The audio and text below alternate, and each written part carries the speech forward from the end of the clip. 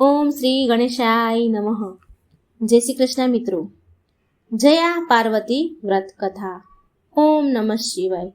જય મા પાર્વતી. આ વ્રત અષાઢ સુદ તેરસના દિવસથી શરૂ કરીને અષાઢ વદ ત્રીજના દિવસે પૂર્ણ કરાય છે. ઓછામાં ઓછા 5 વર્ષ સુધી આ વ્રત કરવાનું હોય છે અને શક્ય હોય તો જ્યાં સુધી આ વ્રત થઈ શકે 10 વર્ષ, 20 વર્ષ, 30 વર્ષ ત્યાં સુધી આ વ્રત કરવું. જેવી તમારી શક્તિ હોય રહેવાની એ પ્રમાણે. વ્રત કરનારે સવારે વહેલા ઉઠી નાહી ધોઈને શંકર પાર્વતીજીનું પૂજન કરવાનું. ભોજનમાં ચોખા ખાવાના, મીઠી ચીજ ખાવાની નહીં, એટલે કે મિષ્ઠાન, ગળ્યા પદાર્થ ખાવાના નહીં. બની શકે તો એકલા મગ ખાઈને આ વ્રત કરવું.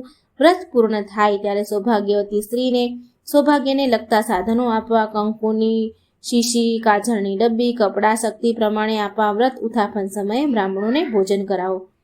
વ્રત કથા આ પ્રમાણે છે. પહેલાના સમયમાં એક બ્રાહ્મણનું નામ, તેનું નામ વામન અને તેની પત્નીનું નામ સત્યા એક ગામમાં રહેતા હતા.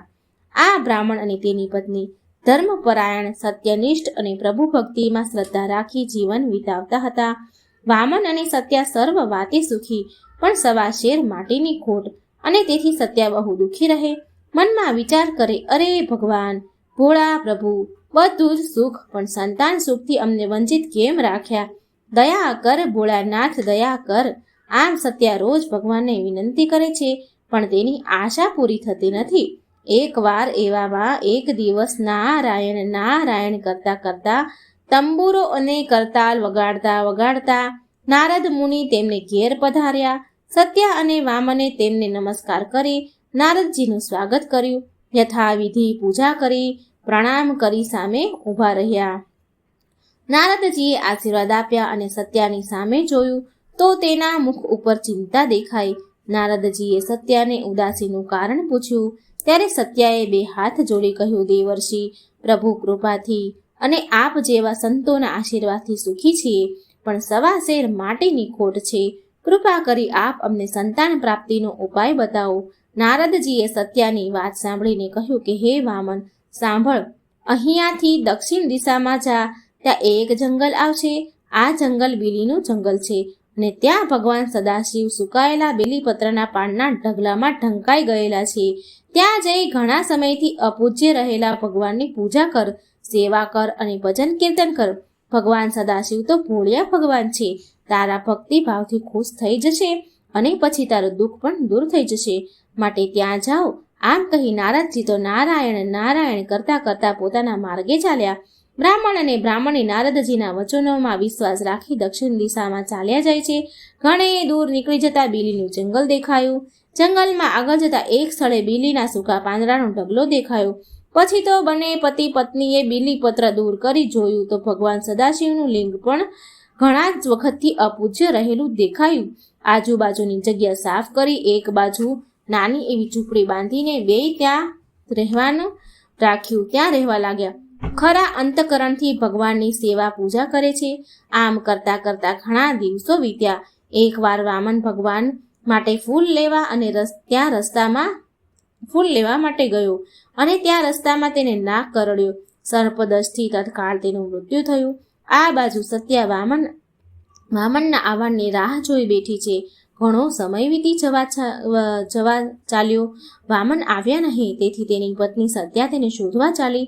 ચાલતા ચાલતા રસ્તામાં જ્યાં વામન મૃત્યુ પામીને પડ્યા હતા ત્યાં આવીને જોયું તો પોતાના પતિને તો સર્પદંશ્યો છે અને તેનું મૃત્યુ થયું છે. તેમ જાણી સત્યાને અપાર દુઃખ થયું. એ તો ચોધાર આંસુડે રડવા લાગી. પાર્વતીજીએ જાણ્યું કે બ્રાહ્મણ પત્ની રડે છે અને પોતાના ભક્તના માથે દુઃખ આવ્યું છે, એટલે ભગવાન શંકરને કહ્યું, પ્રભુ, આપણા ભક્તોના માથે તો ભીડ પડી છે અને તે મારાથી સહન નથી થતું. માટે ચાલો આપણે તેની પાસે જઈએ અને તેના દુઃખ દૂર કરીએ. આમ કહી પાર્વતીજી અને ભગવાન શંકર જ્યાં વામન અને સત્યા છે ત્યાં જંગલમાં આવ્યા. મા પાર્વતી અને ભગવાન શંકરને પોતાની સન્મુખ પ્રગટ થયેલા જોઈને સત્યા એકદમ ઊભી થઈ ગઈ. મા પાર્વતીને 2 હાથ જોડીને પગે પડી અને રડવા લાગી. માતાજીની સ્તુતિ કરીને વિનંતી કરી કે હે મા, મારા પતિદેવને જીવિત કરો. મા, આપ તો જાણો છો કે મારો આધાર મારા પતિદેવ છે. તેમના સિવાય મારા આ જગતમાં મારું કોઈ નથી, હું જગતમાં જીવી નહીં શકું. આટલું કહેતા કહેતા સત્યા કરુણ વિલાપ કરવા લાગી. સત્યાના માથે હાથ ફેરવી જગદંબામાં પાર્વતીએ કહ્યું, બેટા રડ નહીં, ભગવાન ભોળાનાથ સૌ સારાવાના કરશે, રડ નહીં. આમ કરી તેમણે વામનના નિર્જીવ દેહ પર હાથ ફેરવ્યો કે તુરંત જ વામન આળસ મરડીને ઊભા થઈ ગયા. જ્યાં તેની નજર શંકર પાર્વતીજી ઉપર પડી, તેઓ તેમના પગમાં પડી સાષ્ટાંગ દંડવત પ્રણામ કર્યા. પાર્વતીજીએ અને શંકર ભગવાને બંને પતિ પત્નીને આશીષ આપ્યા અને બોલ્યા, તમારું કલ્યાણ થાવ અને તમારી બંનેની અપૂર્વ ભક્તિથી અમે પ્રસન્ન થયા છીએ. માટે હે બ્રાહ્મણ, હે સત્યા, તમે કાંઈક વરદાન માંગો, બોલો શું જોઈએ છીએ? સત્યા બોલી, માતાજી, આપની દયાથી દરેક પ્રકારનું સુખ છે, માત્ર સંતાન સુખથી અમે વંચિત છીએ. કૃપા કરીને અમારે ત્યાં પુત્ર થાય તેવું વરદાન આપો. પાર્વતીજીએ સત્યાને કહ્યું, પુત્ર સુખ મળે, પણ જો હું કહું તેમ કરો તો અવશ્ય મનોકામના પૂરી થશે. માતાજીનું કહેવું સાંભળીને સત્યા બોલી, માં, આપ જેમ જેમ કહેશો તેમ કરવા હું તૈયાર છું, માટે કૃપા કરીને આપ કહો. પાર્વતીજીએ સત્યાને કહ્યું, તો સાંભળ, આ આવે તે અષાઢ માસની સુદ તેરસના દિવસથી તું મારું જયા પાર્વતીનું વ્રત કર તો તારી આશા પૂર્ણ થશે. અષાઢ માસની સુદ તેરસથી વ્રત લેવાનું, પછી અષાઢવદ ત્રીજને દિવસે આ વ્રતનું ઉજવણું કરવાનું. 5 દિવસ સુધી એકટાણું કરવાનું, મીઠા વગરનું મોડું જમવાનું. 5મા દિવસે ઉજવણું કરીને શક્તિ પ્રમાણે તેઓને વસ્ત્રાદિ સૌભાગ્ય અલંકારો આપવાના. આખી રાત જાગરણ કરવાનું, જાગરણમાં પ્રભુ ભજન કીર્તન કરવાના. આમ આ વ્રત વિધિ પ્રમાણે શ્રદ્ધા અને વિશ્વાસથી કરવું, જેના પ્રભાવથી સૌભાગ્ય અખંડ રહે છે, પુત્ર પ્રાપ્તિ થાય છે અને સુખ શાંતિથી બાકીનું જીવન પસાર થાય છે. આટલું કહીને માતાજી અંતર્ધ્યાન થઈ ગયા. વામન અને સત્યા તો માતાજીએ બતાવેલા ઉપાય સાંભળી ખુશખુશાલ થતા પોતાના ઘેર પાછા ફર્યા છે.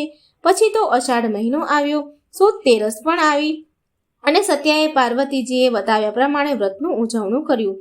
સૌભાગ્યવતી સ્ત્રીઓને જમાડી વસ્ત્રો તેમજ સૌભાગ્ય ચિહ્નો આપ્યા. આમ વ્રતના પ્રભાવથી વ્રતના ફળ સ્વરૂપ 9 માસ પછી સત્યાને પુત્ર અવતર્યો. આથી બંને પતિ પત્નીની ખુશીનો કોઈ પાર ન રહ્યો અને પછી તો ભગવાનનું સ્મરણ કરતા કરતા આનંદથી રહેવા લાગ્યા. પોતાના બાળકને જોઈને આનંદથી બાકીનું જીવન સુખમાં પસાર કરવા લાગ્યા. હે માં જયા પાર્વતીજી, જેવા તમે બ્રાહ્મણીને ફળ્યા તેવું આ વ્રત કરનાર, વ્રત કથા સાંભળનાર, કહેનાર, લખનાર, બોલનાર બધાને જ ફળજો. તમારી અમી દ્રષ્ટિ, કૃપા દ્રષ્ટિ સર્વ ઉપર રાખજો. ઓમ નમઃ શિવાય. જય મા પાર્વતી. જય શ્રી કૃષ્ણ. રાધે રાધે. Thank you.